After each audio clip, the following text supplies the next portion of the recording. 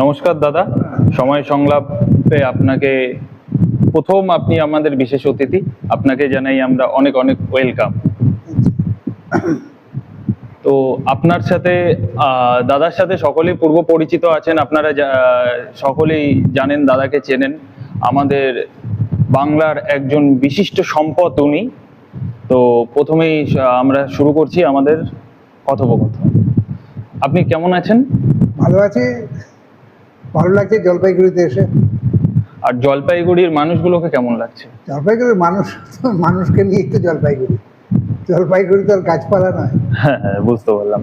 তো এবার আমরা ধীরে ধীরে এগিয়ে যাব দাদার শৈশব, দাদার অভিনয় জীবন, এবং তারপরে শিক্ষকতা, এবং পরে এখন উনি কিভাবে আছেন, এই প্রশ্নের মাধ্যমে আমরা এগিয়ে যাব। তো দাদা বলছি, আপনার শৈশব এবং বেড়ে ওঠাটা কোথায়? আমার জন্মেছি বাংলাদেশে, ঢাকা, নারায়ণগঞ্জের কাছে মামার বাড়িতে। তারপরে আমার বাবা স্কুলে 4 মাস শিক্ষকতা করতেন ঢাকাতে। সেখানে আমি কিছুদিন থাকি। আমার যখন 4-5 বছর বয়স, তখন আমার বাবা মারা যান। তারপরে আমার দাদু আমাকে কলকাতায় নিয়ে চলে আসেন। সেটা 1953 সাল, 52-53। তারপর থেকে এখানে আমার পড়াশোনা, কলকাতাতেই সব পড়াশুনো, সব কিছু। তো মানে শুধুমাত্র এতগুলো, মানে কি বলবো, আমাদের শিল্পী মহলের মধ্যে এত কিছু থাকতে আপনি শুধু মুখাভিনয়টাকেই বেছে নিলেন? মুখাভিনয় আমি যখন স্কুলে ছাত্র ছিলাম, তখন আমার দেখে ভালো লেগেছিল যোগেশ দত্তের মুখাভিনয় থেকে, যে একটা মানুষ কথা না বলে কত সব কিছু বলে গেলেন। তো আমরা আবার তখন ছাত্র ছিলাম, মানে ক্লাস 8-এ পড়ি এসে। তো সেই সময় আমার খুব ভালো লেগেছে। তখন তো স্বাধীনতা ছিল না। আমি যখন কলেজে গেলাম, তখন শেখা শুরু করলাম আর কি। আরও অনেককে, অরুণাভ মজুমদার, তারপরে বোধহয় রাশিয়ান একজন এসেছিলেন কালচারাল ডেলিগেশনের সঙ্গে, ইউরি চুরি, এরকম কিছু নাম হবে। তারটা দেখি, অরুণাভ মজুমদারের দেখি, যোগেশ দত্ত আবার দেখি। তো একসঙ্গে এত পরপর ঘটনাগুলো ঘটতে থাকলো। তখন আমি কলেজে ফার্স্ট ইয়ারে পড়ি। এবং তারপরে আমাদের একটা ছোটদের অর্গানাইজেশন ছিল, ইন্টালি নবায়ন সংঘ। তাদের অ্যানুয়াল ফাংশন, 3 দিনের ফেস্টিভ্যাল। সেখানে নাটকের, আমি তখন কলেজে যেহেতু পড়ছি, সেই জন্য আমার উপর দায়িত্ব ছিল, যে গরমের ছুটি, আমার উপর দায়িত্ব ছিল বাচ্চাদের রিহার্সাল যিনি করাবেন, যিনি ডিরেকশন দিচ্ছেন, তাকে সাহায্য করে বাচ্চাদের চুপ করিয়ে রাখা।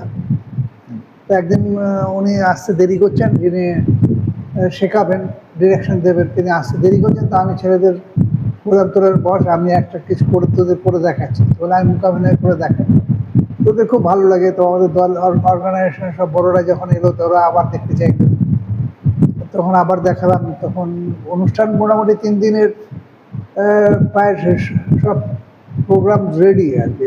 তার মধ্যে 10 মিনিট ঢোকানো, সেটা আমার একজন দাদা তখন বলে যে, 10 মিনিটের জন্য সুযোগ দাও, তাহলে ও একটা নতুন আইটেমও হবে। তখন মুখাভিনয়টা খুবই একদম নতুন, শৈশব আর মুখাভিনয়।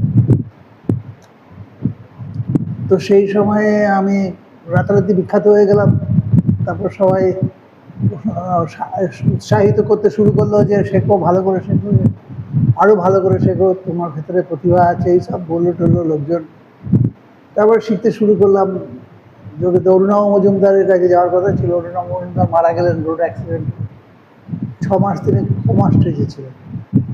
তারপরে যোগেশদার কাছে আমি আবার যোগাযোগ করলাম, উনি মারা যাওয়ার পরে। তখন আমাকে একজন বলেছিল যে, তোকে নিয়ে যাবো। তো ওটা তো হলো না। তখন আমি নিজেই যোগাযোগ করে যোগেশদার কাছে যাই এবং মুখাভিনয় শিখতে শুরু করি। তারপরে যোগেশদার কাছে, সুরেশদার কাছে নাচ শিখি, সুরেশ দত্ত, যিনি পাপিয়া, ওনার কাছে নাচ শিখি। তারপরে বহুরূপীতে গিয়ে 6 বছর প্রায় থিয়েটার শিখি। তারপরে ইন্ডিয়ান মাইম থিয়েটার তৈরি করি। এবং যখন আমি স্কলারশিপ পেলাম মুখাভিনয়, প্রথম আমি স্কলারশিপ যখন পেলাম, তখন আমি ঠিক করলাম যে আমি মুখাভিনয় করবো, আর কিছু করবো। এবং তখন থেকে আমি কোনোদিন চাকরিও করিনি, চাকরি পেয়েও করিনি, মুখাভিনয় করেছি। কেন এটাই চাকরি পেয়ে চাকরিটা ছেড়ে দিলেন? এই মুখাভিনয় বা এই অভিনয় পেশাটা, এটা কি শুধু পেশা হিসাবে বেছে নিলেন? এটা তো নিশ্চিত ভবিষ্যৎ ছিল না, এটা জেনেও আপনি এটাকেই বেছে নিলেন? আমি তখন মানে আমার তখন হলো যে আমি নিজে দল তৈরি করলাম ইন্ডিয়ান মাইম থিয়েটার, হুম, সেখানে নানা শেখানো শুরু করলাম, প্রোডাকশন করা শুরু করলাম, তারপরে পড়ানো শুরু করলাম বিভিন্ন ইউনিভার্সিটি থেকে শুরু করে সমস্ত ইয়েতে পড়ানো শুরু করলাম। তো সেখান থেকে তারপর মনে হলো যে চাকরি করবো না, 24 ঘন্টায় তাহলে বেশি সময়টা আমি পাবো এ নিয়ে পড়াশোনা করা, মানে গবেষণা করা, মানে রিসার্চ করা। বিশেষ করে আমি নাট্যশাস্ত্রে স্পেশালাইজেশন করেছি, আলাদা করে নাট্যশাস্ত্র পড়েছি, হুম, এগুলো জানার চেষ্টা করেছি। এতদিনের পুরনো বই এখনও কন্টেম্পোরারি কিনা, এখনও ব্যবহার করা যায় হুম, কিনা, হুম, সেই সব নিয়ে আমার একটা অনুসন্ধান ছিল এবং আমি বহু মানুষের কাছে গেছি, সাহায্য পেয়েছি। সেই জন্য তো থেকে গেলাম, করে ফেললাম। আমার আরেকটা প্রশ্ন যেটা আছে, ভারতবর্ষে তো মূকাভিনয়টা মানে তথাকথিতভাবে সেভাবে মানে ভার্বাল থিয়েটারের মতো প্রচলিত না, কিন্তু ভারতীয় দর্শক কিভাবে এই জিনিসটাকে একসেপ্ট করে নিল? হ্যাঁ, দেবে না কেন, সব পৃথিবীর আমার তো মাল্টিলিঙ্গাল কান্ট্রি, আমাদের বহু ভাষাভাষীর দেশ। আমাদের তো আমাদের তো কোনো ভাষাই নেই, ইউনিভার্সাল ভাষা। সেই ভাষাতে সবাই বুঝতে পারে। আমার তখন দেখলাম যে আমার মার্কেটটা অনেক বড়, আমি ইস্ট ওয়েস্ট নর্থ সাউথ ভারতবর্ষের যে কোনো জায়গায় গিয়ে মোকাবিনয় করতে পারি। হুম, সেই জন্য আমার মার্কেটটা অনেক বড়। তো আমি তখন মোকাবিনয় নিয়ে যখন করলাম তখন এসব করতে শুরু করেছি, পড়িয়েছি, লেকচার ডেমনস্ট্রেশন করেছি। আমার উদ্দেশ্য ছিল মোকাবিনয়টাকে পপুলার করা, সারা ভারতবর্ষ জুড়ে ছড়িয়ে দেওয়া এবং ভারতবর্ষের বাইরের মানুষের কাছে পৌঁছে দেওয়া যে ভারতীয় মোকাবিনয় একটা আছে, যাতে নাট্যশাস্ত্র এবং আরও যে আমাদের ধ্রুপদী নৃত্যকলা, নাটক, পরম্পরাগত যেসব নাটক টাটক আছে, অনেক লোকনাটক আছে যার মধ্যে মোকাবিনয় আছে, সেই সব অনুসন্ধান করে তারপরে সেগুলো নিয়ে নানা রকম প্রোডাকশন তৈরি করে করে করে করে দিলাম। যদি এখনকার যুব সমাজের মধ্যে কেউ যদি এই নাটকটাকে বা মূকাভিনয়টাকে শুধু পেশা হিসাবে বেছে নিতে চায়, এর জন্য ফিউচারটা কি রকম? দেখো, তোমার যদি কোমরে জোর থাকে, শির দ্বারা সোজা থাকে, তুমি যদি সৎ হও করতে পারবে, কোনো অসুবিধা নেই। কিন্তু তোমাকে শিখতে হবে, বিষয়টা জানতে হবে, পড়তে হবে, তোমার লক্ষ্য স্থির রাখতে হবে যে আমি এখানটায় পৌঁছতে চাই, আমি টিভিওতে চলে যাব, আমি সিনেমায়ও চলে যাব, আমি নাটকও করে ফেলবো, আমি মোকাবিলা করবো, সবই করবো। ওই করলে হয় না। সুতরাং নিজের সেই মোকাবিনয় মানে মোকাবিনয় করি, আমি আর কিছু করি না। আমি সিনেমায় বলেছি তাও করিনি, টিভিতে তো যাইনি, মোকাবিনয় করেছি কিন্তু টিভিতে কোনো সিরিয়াল টিরিয়াল কোনো অভিনয় যায়নি। তো এগুলো একটু সংযমী হতে হয়, একটু নির্লোভ হতে হয় এবং নিজের কাজ যেটা করছি সেটা সম্বন্ধে নিজের কাছে বিশ্বাসযোগ্য হওয়া দরকার যে আমি যেটা করছি এটা ভালো কাজ, এটা থাকা দরকার। এবং এই যে আপনি যখনকার আপনার চলার পথটা শুরু করলেন, এখানে যখন দেখলেন ধীরে ধীরে আপনার জনপ্রিয়তাটা বেড়ে উঠছে, তখন আপনার অনুভূতিটা কি রকম? জনপ্রিয়তা বেড়েছে, কাজ ভালো কাজ করেছি তাই জনপ্রিয়তা বেড়েছে। বহু লোক করেছে কিন্তু তারা তো গতানুগতিক যেরকম মায়ের মোকাবিনয় হয় সেই সব করে বেরিয়েছে। আমার তো প্রত্যেকটা প্রযোজনাতে পরীক্ষামূলক প্রযোজনা, এগুলো আবার নতুনত্ব ছিল। কন্টেন্ট এবং ফর্ম দুটো বিষয় আছে থিয়েটারে। একটা বিষয়বস্তু হচ্ছে সেটা কিভাবে আমি দর্শককে দেখাবো, ফর্ম। তো আমি দুটো নিয়ে কাজ করেছি, মানে গবেষণা করেছি আমার কন্টেন্টের সঙ্গে কোন ফর্মটা গেলে ভালো হবে, কিভাবে করলে ভালো হবে। সেই জন্য silhouette mime, shadow mime, emotional mime, এইসব নানা রকম যত রকম মাইমের নাম আছে সব এক্সপেরিমেন্ট করেছি আমরা। ফ্ল্যাশব্যাকে হয় কিনা মাইম, থিয়েটারে হয়, সিনেমায় হয়, মাইমে হবে কিনা, এসবও করেছি এক্সপেরিমেন্ট। এবং এখন যদি মানে নতুন যারা অভিনয় আসতে চাইছে বা অভিনয়টাকে করছে এখনো তো তারা এক্সপ্রেশন সম্পর্কে বিস্তারিত ধারণা বা টেকনিক্যাল লাইনগুলো কোথা থেকে একদম পাবে? সেইগুলো তো আমরা ওই জন্য তো ন্যাশনাল মাইম ইনস্টিটিউট করেছি, সেইখানে শেখাচ্ছি। আমরা একটা বাড়ি করেছি সল্ট লেকে, সেখানে শেখাচ্ছি। এখন কি হচ্ছে, লোকে শিখতে চায় না, সবাই করতে চায়। কেন এটা কারণ? শিখতে যায়, নাচ শিখতে শেখে, গান শেখে, বাদ তবলা শেখে, ছবি আঁকা শেখে, নাচ অভিনয় শেখে না, কারণ ওর জন্ম থেকেই অভিনেতা। হ্যাঁ, এটা তো একটা প্রচলিত কথাই আছে, মানে we are born in actor, আমরা জন্মগত সকলেই অভিনেতা। সেই জন্যই কেউ শিখতে আসে না। আমাদের প্রাইভেট টিউশন নেই। কোনো অভিনেতাকে দেখেছো প্রাইভেট টিউশনই করে? 10টা ছেলে শিখতে যায় রোজ, সপ্তাহে প্রতি মাসে যায়। কেউ নেই, একজনও নেই যে যত বড় অভিনেতাই হোক, উৎপল দত্ত থেকে শুরু করে সব অভিনেতা, কেউ তো আর যায়নি ওই রকম ভাবে। দলে অভিনয় করেছে, উনি যে করেছে পরিচালনা করেছে, কিন্তু আলাদা করে কেউ শিখতে যায়নি যে আমার শেখা। এবং নিজের অভিনয় স্কিলটা বাড়ানোর জন্য অভিনেতাদের কি কি করতে হবে বেসিক্যালি? অভিনেতাদের সংযমী হতে হবে, পরিশ্রমী হতে হবে, শরীরটাকে ঠিক করতে হবে, শরীর এবং মন এই দুটোকে একসঙ্গে যুক্ত করে কাজ করে যেতে হবে। এবং আপনি যখন আন্তর্জাতিক মঞ্চে ভারতকে রিপ্রেজেন্ট করতে গেলেন, তো তখনকার আপনার অনুভূতিটা কি রকম? এর অনুভূতি তো ভালোই, অভিনেতা যখন এত পুরস্কার পেয়েছি তার অনুভূতি এক একটার এক এক রকম। প্রথম পাওয়ার একটা আনন্দ হয়, তারপরের গুলো ঠিক আছে আরেকটা পেলাম, আচ্ছা আরেকটা পেলাম, আচ্ছা এরাও দিল, এরকম হয়। মানে শুধু কি কিন্তু পুরস্কার আমি যখন, প্রাপ্তির জন্য? আমি একটা শুধু উদাহরণ দিই, আমি গেছিলাম একটা ফেস্টিভ্যালে গেছিলাম, তোমার ওটা তোমার ইয়ে হচ্ছে সাউথ আফ্রিকার একটা দেশে, নাম হচ্ছে মেডেলিন, জায়গাটার নাম মেডেলিন, বগোটার কাছে, কলম্বিয়া, সাউথ আমেরিকা। তো ওখানে আমার পারফরমেন্সের পরে আমি যখন মেকআপ পারফরমেন্স হয়ে গেছে সব, তারপরে আমাকে আমার ইন্টারপ্রেটার এসে বলছে চলো নিরঞ্জন, সব দর্শকরা অপেক্ষা করছে। আমি বলছি সে কি, কেন? বলে চলো না। আমি এটা দেখলাম সব দর্শকরা বসে আছে, কেউ উঠেনি। তারপরে নানা রকম আমার পারফরমেন্সের বিষয়বস্তু, আমার মেকআপ, আমার কস্টিউম, আমার পারফরমেন্সের ইয়ে সব নিয়ে কথা প্রশ্ন আছে সবার। তারপরে আমাদের দেশের রাজনীতি, সমাজ ব্যবস্থা, সব সব নিয়ে দেওয়া দর্শক প্রশ্ন করছে। এইটা একটা ভালো আর কি, হওয়া দরকার সব জায়গায়। শুধু করে গেলাম আর কেউ দর্শকরা দেখে চলে গেল তা না, দর্শকরা বসে আছে প্রত্যেকে। মূকাভিনয় দেখতে গেলে আমরা একটা বিশেষ করে একটা কস্টিউমকে দেখতে পাই, ব্ল্যাক কালারের ড্রেস সর্বদা, আর হোয়াইট মেকআপটা থাকবে। মেকআপটা তো একটা যুক্তি আছে, কিন্তু কালো পোশাকের কোনো যুক্তি নেই, ওই পোশাক আমরা পরি না। মানে আমরা কি এমনি যারা মূকাভিনেতা আছে তারা নর্মাল পোশাক পরেও করতে পারে? নর্মাল পোশাক পরে করতে পারে, মেকআপ ছাড়া করতে পারে। মেকআপটা কি হয়, একটা মুখোশ তৈরি করে, সেই মুখোশের মাধ্যমে দেখায়। আর সাদা রং দিয়ে করে, এই জন্য সাদা রঙের ফেসটা নিউট্রাল হয়ে যায়, তখন এই উঁচু নিচু এগুলো দেখা যায় না, নিউট্রাল হয়ে যায়। তো সেই জন্য সাদা রং। আর এটা একটা ক্লাউন কমিক মেকআপ আর কি, মানে ক্লাউনিং যেটা ব্যবহার করে ক্লাউনরা, সেই মেকআপ থেকে হয়। সেটা তো কেউ করতেও পারে, নাও করতে পারে, এমন কোনো ইয়ে নেই যে ওটা করতেই হবে, ওটা না করলে মোকাবিলা হবে না। কিন্তু কালো পোশাকটার কোনো মানে নেই, কারণ কেউ বিদেশে হয়তো বিদেশে দেখে অনুকরণ করেছে, কেউ তো সবাই তো আর করেনি। মার্শাল আর্টসকে তো আমি দেখিনি কোনোদিন এরকম কালো ইয়ে পরে করতে। তো ওইটা অনেকে বলে যে ওই স্কিন, শরীরের বডি লাইন দেখা যাবে, এই যাবে। আমরা এত কুৎসিত আমাদের বডি লাইন, সেগুলো কালো পোশাক পরিয়ে দেখাবার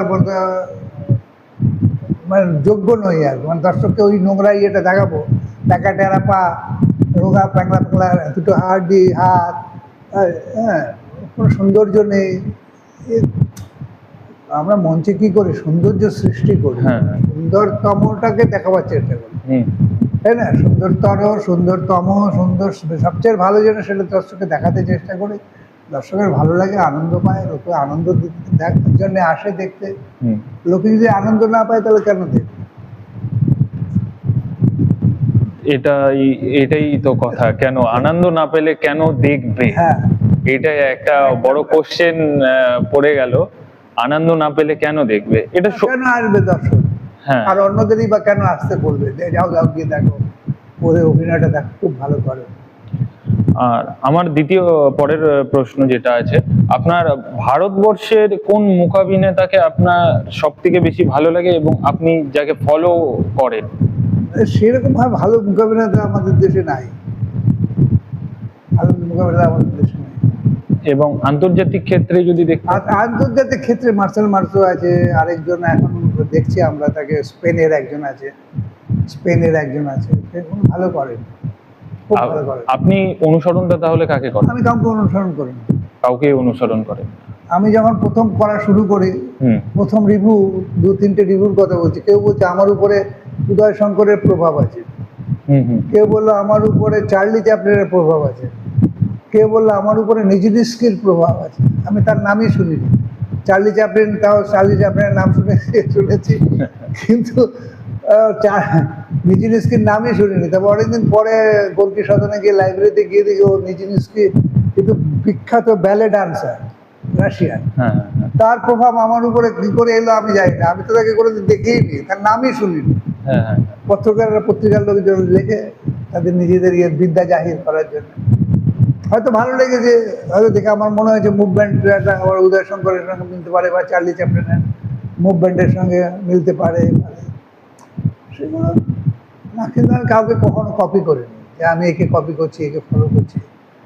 আমি নিজের মতো করে অরিজিনালিটি তৈরি করার চেষ্টা করি, যে এটা আমার নিজস্বতা।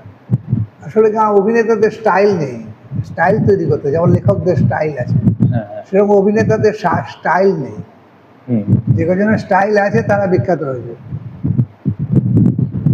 আপনি তো উৎপল দত্তের অভিনয় দেখেছেন, এবং উৎপল দত্ত ছাড়াও আরো ভারতবর্ষের অনেক বড় মাপের নাট্যাভিনেতাদের অভিনয় দেখেছেন, এবং যারা আমাদের নবাগত নাট্যশিল্পী তথা অভিনেতা, তারা কাকে অনুসরণ করতে পারে বা কি বলবো, তার রাস্তায় হাঁটতে পারে? অনুসরণ করার দরকার নেই। আমি যেটা বলি যে নাট্যশাস্ত্র পড়ো, অভিনেতাদের জন্যই বইটা লেখা। অভিনেতারা এর থেকেই অভিনয় শিখতে পারবে, অভিনয় করতে পারবে। কাউকে ফলো অনুসরণ করা বা অনুকরণ করার কোনো দরকার নেই। তুমি তোমার নিজস্ব এর মতো শিখ করে যাও। তুমি যেটা করেন, অভিনেতা তো হয় না, অভিনয় করা যায় না, অভিনয় হয়। আমরা মঞ্চে যেটা করি সেটাই অভিনয় হয়, আর আমরা যেটা মঞ্চে করি সেটা দর্শকের কাছে পৌঁছে দেওয়ার চেষ্টা করি, নিয়ে যাই, দর্শক অভিমুখে নিয়ে যাই, সেটা হচ্ছে অভিনয়। তো সেইখানে কাউকে অনুসরণ করা কারো যে দরকার নেই। মঞ্চে আমি যে চরিত্রটা করছি সেই চরিত্রটা অভিনয় কি বলছে, নাট্যশাস্ত্রে বলছে যে আপনি অভিনেতা ঘর থেকে একটা জামা পরে আসে, নিজের জামা, সেটা ছেলে রেখে আরেকটা জামা পরে আরেকজন, তখন সেই মানুষটা হয়। তখন সেই মানুষটা যা যা করে অভিনেতা তাই করে। আবার অভিনয় শেষে সেটা খুলে রেখে চলে যায়, নিজের জামা কাপড় পরে চলে যায় নিজের বাড়ি। তাহলে কি আপনার অভিনয়ের প্রধান অনুপ্রেরণা ভারতের নাট্যশাস্ত্র? নাট্যশাস্ত্র তো ভালো বই আর নেই, প্রত্যেকের পড়া উচিত। মানে যারা অভিনয় জগতের বাইরে আছে তাদেরকেও পড়া উচিত, তাদের জন্য আপনি রেকমেন্ডেশন? লাইফ কিভাবে দাঁড়াতে হবে, কি করে দাঁড়াতে হয়, খাটতে হয়, চলতে হয়, অঙ্গভঙ্গিমার সমস্ত কিছু ওতে লেখা আছে। এতে স্কুল লেভেলে পড়ানো উচিত। আমাদের সাথে উপস্থিত আছে নিরঞ্জন দা। নিরঞ্জন দা বলছে আমাদের স্কুল লেভেলে ভারতের নাট্যশাস্ত্র পড়ানো উচিত, যা ভারতবর্ষের প্রাচীন ইতিহাসের স্বর্ণাক্ষরে লিখিত আছে এখন অবধি। সেই নাট্যশাস্ত্র সম্পর্কে হয়তো আমরা নতুন প্রজন্ম বা আমাদের পূর্বে প্রজন্মের অনেকেই জানি না, এবং আমি জানি না ভবিষ্যতে এটা সম্পর্কে আলোচনা করা হবে কি হবে না। কেবলমাত্র কিছু সংখ্যক অভিনেতাদের মাঝখানেই এটা থেকে গেছে। এটার যদি বিস্তারিতভাবে আলোচনা হয় তাহলে আমরা বুঝতে পারবো আমাদের বাস্তবিক জীবন শৈলীটা কিভাবে আমরা গঠন করব, কিভাবে আমরা চলবো, কিভাবে হাঁটবো, কিভাবে কথা বলবো। এই শৈলীটা মানে খুব পরিমাণে দরকার। আমরা যদি কোনো কর্পোরেট সেক্টরে কাজ করতে যাই, প্রথমত দেখে আমাদের বডির ভাষা কি, শরীরের ভাষাটা কি, সেটাই দেখে। সেটাই নাট্যশাস্ত্রে ব্যাখ্যা করে দিয়েছে ভরতমুনি। সেটা ভারতবর্ষেই একমাত্র হয়েছে। তো দাদা বলছি, ভারতবর্ষেই এটা একমাত্রই কি সম্ভব হয়েছে ভরতমুনির দ্বারা? পৃথিবীর আর কোথাও হয়নি? দেখো, all great man things alike. সবাই একই রকম, একটা জায়গায় যাওয়ার পরে একই রকম চিন্তা হয়।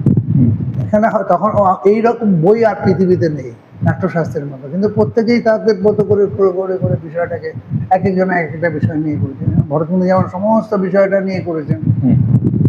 36টা অধ্যায় আছে, 6000 শ্লোক আছে একটা বই। হ্যাঁ, এবং 2500 বছর আগে লিখে গেছেন। তারপরে কেউ আজ পর্যন্ত বলতে পারেনি এই শব্দটা ভুল আছে, বা এই জায়গাটা ঠিক নয়, বা এটা হতে পারে না, আজ পর্যন্ত বলতে পারে না। সুতরাং এইরকম একটা বই আমার মনে হয় তো পড়া উচিত। কিন্তু আমরা অনেক সময় দেখে থাকি আমাদের যারা ভারতবর্ষে অনেক চিত্র পরিচালক আছে বা অনেক অভিনেতা আছে যারা সর্বদা বলতে থাকে আমাদের বিদেশ থেকে অনুপ্রেরণা নেওয়া উচিত, কিন্তু আমাদের দেশেই তো ভারতের নাট্যশাস্ত্র আছে। তারপরেও কেন এরা বলে হলো অনুপ্রেরণা আমি বিদেশ জানি থেকে না, নাও? বিদেশিদের থেকে কেন অনুকরণ করতে যাবো? অনুপ্রেরণা নেওয়ার কেন? অনুপ্রেরণা তো যে কোনো জায়গা থেকে আসতে পারে, হুম ইন্সপিরেশন নিজের ভেতর থেকে আসতে পারে, হুম তাই না? হুম হুম So, যেখানে যেমন আমাদের সবার ভেতরে জীবন দেবতা আছে, এটা উপনিষদিক ফিলোসফি, দর্শন, হুম। উপনিষদের দর্শন। আমাদের ভেতরে জীবন দেবতা আছে, যে 7 বছর পর পর এসে আমাদের সামনে দাঁড়ায় এবং জিজ্ঞেস করে, হুম। তোমার বয়স কত এখন? আমার বয়স 24। 24। 21 বছরে শুরু হয়েছে, 21 বছরে বোঝা যায়, হুম যখন আর বাড়ির থেকে দাড়ি কাটার পয়সা চাওয়া যায় না, বা একটু হুম। বাসে করে কোথাও যাব, সেই পয়সাটা চাইতে সংকোচ হয়, তখন মনে হয় নিজে কিছু রোজগার করি। হুম এবারে তার রোজগার করতে করতে 28 বছর বয়সে গিয়ে তখন পরিষ্কার বোঝা যায় যে 28 বছর বয়স হয়ে গেল, কি করেছে? হুম হুম তুমি তো এই হতে চেয়েছিলে, এই করতে চেয়েছিলে, খুব বলেছিলে এই করব, ওই করব, সেই করব, কিছুই তো করতে পারো না। হুম তুমি যতই যুক্তি দাও, তোমার পাশে পাশে সে প্রতিযুক্তি তোমাকে দিয়ে যেতেই থাকবে। তোমার ভেতর জীবন দেবতা সে সামনে দাঁড়িয়ে আছে, তুমি তখন বললে আমার এটা ভুল হয়ে গেছে, ওটা স্বীকার করলাম ভুল হয়ে গেছে, এটার জন্য হয়নি বা এর জন্য পারিনি। সেও বলবে কেন পারোনি, ওর জন্য না পারলে কি আছে, ওর জন্য তুমি কেন ভরসা করতে গেলে, তুমি তাও ওর সঙ্গে যোগাযোগ করে, ওখানে যোগাযোগ করে, এভাবে করে তুমি কাজটা করতে পারতে। হুম সব বলতে থাকেন। হুম আবার 35 বছরে এটা আসে, তখন হয়তো খানিকটা ম্যানেজ করলাম যে ঠিক আছে, আমি আবার এখন থেকে আবার ঠিক মতো করবো, আমি ওটা করবো। 35-এ গিয়ে আবার হবে, 35-এর পরে 42, 42-এর পরে 49, হুম 7 বছর পর পর এই এইসব স্টেজ, যে জীবনের যে এক একটা হুম সেইগুলো সব আসতে থাকে, প্রশ্ন করতে থাকে জীবন দেব। তোমার কাজে এই যে তুমি ধরো মনে করো এই যে ইন্টারভিউ নিচ্ছ বা একটা চ্যানেলের সঙ্গে যুক্ত হয়েছো, একটা নতুন ধরনের কাজ করছো, এটা কি তোমার বাড়ির লোক জোর করে চাপিয়ে দিয়েছে তোমার উপর? না, কখনোই করে না। কখনো করেনি তো, তোমার ভেতর থেকে ইচ্ছাটা হ্যাঁ, এসছে, এসছে। তুমিই করেছো, তারপরে তোমার ভেতরে কেউ গাইড করছে। এইবার তোমার ভেতর থেকে তাকে, তোমার মনকে জিজ্ঞেস করতে হবে, আমি আর কি কি করলে ভালো হবে, আমার আর কি কি করা দরকার। হুম এটা পড়তে গেলে আমাকে একটু এডিটিংটা জানতে হবে, আমাকে একটু ওটা জানতে হবে, কীভাবে ইন্টারভিউটা নিলে সুবিধা হবে, কীভাবে শুরু করব ইন্টারভিউটা, কীভাবে শেষ করব, কি কি প্রশ্ন করব, বোকা বোকা যেন না হয়। হ্যাঁ, হুম হুম তো এইরকম সব আছে। আমি তো তুমি জিজ্ঞেস করলে বলে বললাম, এই যে কবে শুরু করেছি, কি করেছি, কবে ভালো লেগেছে, 1000 বার বলে যাচ্ছি, হুম প্রতি বছর অন্তত 100 বার বলি। কি করব? সে বলছে না না বলুন, একবার বলুন। অথচ আমার ওই ইন্টারভিউ আছে, আমার উপরে ডকুমেন্টারি করেছে, হুম একটা ডকুমেন্টারি আছে সাইলেন্ট আর্টিস্ট নাম দিয়ে, হুম অনেক ইন্টারভিউ দিয়েছে, একটা গুপ্তগুপ আছে হুম ইউটিউবে, ওটা হচ্ছে অডিও, ভিডিও না, অডিও হুম ইন্টারভিউ আছে, খুব লম্বা। হুম সেই লোকটা নিয়েছে অনেক যত্ন করে। তো এরকম বহু আছে, বহু ছড়িয়ে ছিটিয়ে আছে সব, বলে বলে আর হয়রান হয়ে যাচ্ছে। হুম হুম। আজকের তরুণ শিল্পীদের কে আপনি কি পরামর্শ দিতে চান? তরুণদের সবে একটা কথা, সৎ হতে হবে, নিজের কাজটাকে সেটাকে ভালোবাসতে হবে, সেটাকে বুঝে তার মর্যাদা অনুযায়ী মর্যাদা দিতে হবে, সেটা নিয়ে নিজের লক্ষ্য ঠিক রাখতে হবে, এবার তবেই করতে পারবে। এটা খুব চটজলদি কিছু নয়। কেউ এসে বললো আমি একটা টিভি সিরিয়াল করতে চলে গেলাম, আমি কিছুই জানে না, বোম্বে চলে যাচ্ছে। আমাদের ইনস্টিটিউটে হচ্ছে তো, সে বোম্বে থেকে আর বোম্বে থেকে আমার ইনস্টিটিউটে আসার পরে বোম্বে আর যাচ্ছে না, সে নিজের শহরে ফিরে যাচ্ছে। হুম ও বুঝতে পারছে, আমি বলে তুই কিছুই জানিস না, তুই বোম্বে গিয়ে কি করছিস, তুই না পারিস, তোর না চলা, না চেহারা দেখিস নি, না সোজা হয়ে হাঁটতে পারিস না, জেস্টার পশ্চার জানিস না, মুখের এক্সপ্রেশন কিছু তৈরি জানিস না, সেই সম্বন্ধে তো কী করতে গেছিস ওখানে? আগে সে যে কাজটা কর, জান, বোঝ, তারপরে যা। হুম আমাদের তো সব এরকমই, সহজতায় যদি কিছু পেয়ে যায়। হুম এখানে গরিব বা বড়লোক নেই এ শিল্পে, হুম শিল্পে গরিব বড়লোক নেই। এখানে যে কোনো গরিবের ছেলে গরিব, যেমন চার্লি চ্যাপলিন যদি কেউ দেখে তার জীবন পড়ে, তা দেখবো যে ওইখান থেকে কী করে একজন মানুষ এরকম মহৎ হয়ে গেল নিজের কাজে। তো সেই সবগুলো দেখতে হবে, জানতে হবে তরুণদের। আবার কেউ টিভি দেখে আর দেখে, হ্যাঁ, মুখ দেখিয়ে, টিভিতে মুখ দেখিয়ে দেখিয়ে কিছু হয় না। আমাদের সময় ছিল কি, বাড়ির লোকদের আমরা কিছু বলতে পারতাম না, কি করিস, কোথায় যাস। এখন তো যে টিভিতে দেখা হলে সব বলে ওই যে দেখুন আমার ছেলে কাজ টিভিতে দেখা গেছে, বাড়ির লোক বলতে পারে, এবং সেটাই ইয়ে হয়ে যায়, কাল হয়ে যায়, আবার কবে তাকে দেখা যাবে কেউ জানে না। হুম এইসব করে হয় না। তরুণ প্রজন্মকে মানে কাজ করছে না বলছি না, যত্ন নিয়ে পরিশ্রম সহকারে কাজটাকে ভালোভাবে শিখতে হবে, করে যেতে হবে, করতে করতে যে কোনো ভালো কাজ যে কোনো প্রফেশনে 35 বছরের পরে গিয়ে নাম হয়। হুম। 35 বছর পর্যন্ত চেষ্টা করতে হয়, চেষ্টা করতে করতে করতে করতে করতে করতে যেতে হয়, গেলে পরে এই কথাটা তো সত্যজিৎ রায় অনেকবারই বলেছে, কোনো একটা প্রফেশনে সফল হতে গেলে সেটা প্রায় 35 থেকে 40 বছর সময় লাগে।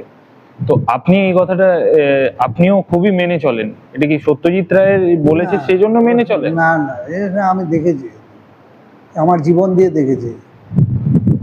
এবার একটু ব্যক্তিগত আলোচনায় যাচ্ছি। তো আপনার তো বেড়ে ওঠা কলকাতাতেই, তো আপনি কখনো প্রেম করেছেন?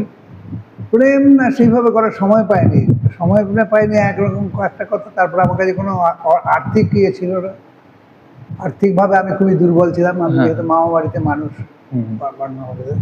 তো সেই জন্য আমি যখন মোকাবিলা শিখতে শুরু করলাম, তখন মোকাবিলাকেই ভালোবাসলাম, সব এটা নিয়ে সব হলো।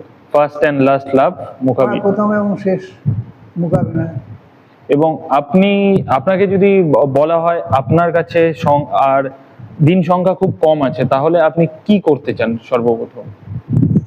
যেরকম কাজ করছি করে যাব, শুধু কাজই করে যাবেন? কাজই করে যাবো। আর তো আর মোকাবিলা ছাড়া আমি আর কিছু করিও নি, কার করিও না, ভাবিও না।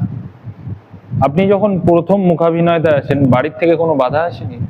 না, আমার মামা খুব সাহায্য করেছে, বাড়ি থেকে বাধা দেয়নি, মানেই বাড়ির সমর্থন ছিল। হ্যাঁ। আমি ভালো কাজ করেছি, বাড়িতে আমার কখনো খারাপ কাজ করিনি, কোনোদিন সিগারেট খাইনি, মদ খাইনি, হুম হুম। তাই না? তো বাড়ির লোক কী হবে, বাড়ির কাজ যেটুকু করার সেটুকু করেছি, যত্ন করেছি, এতে কোনো অসুবিধা নেই। নিজের কাজটা নিজেকে করতে হয়, নিজের কাজটা ছাড়াও আমি যেটা ভালোবাসার কাজ সেটা তো করেছি, হুম। তাছাড়া বাড়ির কাজের দায়িত্ব থাকে, সেইগুলো পালন করেছি। তো আপনি যখন পদ্মশ্রী পেলেন, তখন আপনার মানে অনুভূতিটা কি রকম হচ্ছিল? এবং ওসব বলা যায় না এখন, তখন কিরকম অনুভূতি হচ্ছিল এখন আমি কি করে বলবো, তখন হচ্ছিল যেটা সেটা এখন বলা যাবে? না, তবু কিছু একটু একটু যদি ভালো লেগেছে, বেশ ভালো লেগেছে, পদ্মশ্রী পেয়ে গেলাম। মানে এটা আপনি যখন শুনলেন বিষয়টা, মানে আপনাকে আমি শুনে না, এগুলো তো আগে থেকে সব পুলিশ হ্যাঁ, ভেরিফিকেশন হয়, হ্যাঁ, সব হয়, তখন থেকেই বোঝা যায় যে পাওয়া যাবে কি যাবে হুম না। হুম হুম তো আমার যেবার আমি পেলাম, সেবার আমাকে যে লোকটা ভেরিফিকেশন করতে এসেছিল বলে আমি আরো দুজনের করেছি আপনার হুম ছাড়া। হুম হুম তার মানে আমার কি হলো যে আমি ছাড়া পশ্চিমবঙ্গে আরো 2-3 জনের নাম গেছে, হুম হুম তো তারাও পেয়ে গেলে আমিও নাও পেতে পারতাম। হুম হুম। তো সেটাতে আমার মোটামুটি একটা জানা থাকে যে আর পেয়ে গেলাম, হ্যাঁ পেয়ে গেছি, পেয়ে গেছি, এই পর্যন্তই হয়। আমার যখন পেয়েছি তখন আমার জায়গা 3টে বড় বড় অর্গানাইজেশন, ইনস্টিটিউশন আমার নাম রেকমেন্ড করেছিল যে নীলাঞ্জন গোস্বামীকে পদ্মশ্রী দেওয়া হবে। হুম। একজন অভিনেতার কাছে পুরস্কার প্রাপ্তিটা কি রকম? পুরস্কারের জন্যে তো আমরা কাজ করি না শিল্পীরা, আমরা কাজ করি, তারপরে ওইটা দেখে তারপরে বিভিন্ন লোক যারা মনে করে যে পুরস্কার দেওয়া দরকার তারা দিচ্ছে। মানে এখন আমরা তো অনেক সময় দেখতে পাই, মানে কিছু শিল্পী বলে আমরা মানে পুরস্কার পেলে খুব আনন্দিত হয়। আনন্দিত হয়, অনেকে পায় অনেকে পায় না। আমি যেমন অনেক পুরস্কার পেয়েছি, হ্যাঁ। অনেক পুরস্কার পেয়েছি।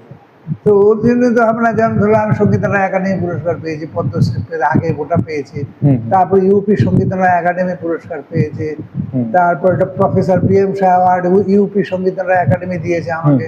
সরকারি এতগুলো তো আমি পেয়েছি অন্য রাজ্য থেকে, ভারতবর্ষের ইন্ডিয়া গভর্নমেন্ট ছাড়াও আমি। আমরা আমাদের অনুষ্ঠানের অন্তিম পর্বে চলে এসেছি এবং অন্তিম পর্বের আমাদের প্রশ্ন থাকছে, বর্তমানে আপনি কি নিয়ে কাজ করছেন মূকাভিনয়ের মধ্যে? বর্তমানে আমি একটা ফেলোশিপ পেয়েছি, টেগোর ফেলোশিপ, মিনিস্ট্রি অফ কালচারে। রবীন্দ্রনাথ ঠাকুরের নাটকে যে ভাব রস উনি কীভাবে কাব্যটাকে সৃষ্টি করে, সেই সব নিয়ে একটা গবেষণামূলক কাজ করছি, সেটা একটা কাজ। এমনি মূকাভিনয় নিয়ে কাজ করছি, মূকাভিনয় শেখাচ্ছি। আমাদের ইনস্টিটিউট আছে, ন্যাশনাল মাইম ইনস্টিটিউট, ছাত্ররা পড়তে আসে, শেখাই। সপ্তাহে কিছু ছেলে মেয়ে আসে, তাদের শেখাই। মূকাভিনয় করি আর পড়াশোনা করি। এবং আপনার ভবিষ্যৎ পরিকল্পনা আর কি আছে? ভবিষ্যতে আর কি পরিকল্পনা থাকবে, একটা মন্দির বানিয়েছি, হুম হুম, আর ধর্মগ্রন্থ তো নাট্যশাস্ত্র আছেই, আরো একটা দুটো বই বেরিয়ে যাবে আমার, হুম হুম, সেগুলো থাকবে। সেগুলো থাকবে। আর আমাদের শ্রোতা ও দর্শকদের জন্য আপনার আপনি শ্রোতা কি বলতে দর্শকরা চান? সবাই ভালো থাকবেন। মূকাভিনয় শুধু নয়, যে কোনো রকম অনুষ্ঠান, নৃত্যানুষ্ঠান, মূকাভিনয়ের অনুষ্ঠানের সঙ্গে সঙ্গে নাটক দেখুন, পথনাটক দেখুন, চিত্র প্রদর্শনী দেখুন, যারা ভাস্কর্য প্রদর্শনী করে তাদেরটা দেখুন। সব শিল্পের সঙ্গে যুক্ত থাকুন, মন ভালো থাকবে এবং সবাইকে উৎসাহিত করুন যাতে আমাদের পশ্চিমবঙ্গের শিল্প যে চর্চা সেটাকে আরও বেশি করে, আরও বিশ্বের দরবারে আরও ভালোভাবে আমরা উপস্থাপিত করতে পারি। সেই দিকে আপনাদের সবার সাহায্য চাই। আপনারা সবাই আমাদের সঙ্গে থাকুন, উৎসাহিত করুন। দাদাকে অনেক অনেক ধন্যবাদ জানাই আমাদের নমস্কার। চ্যানেলের পক্ষ থেকে। নমস্কার।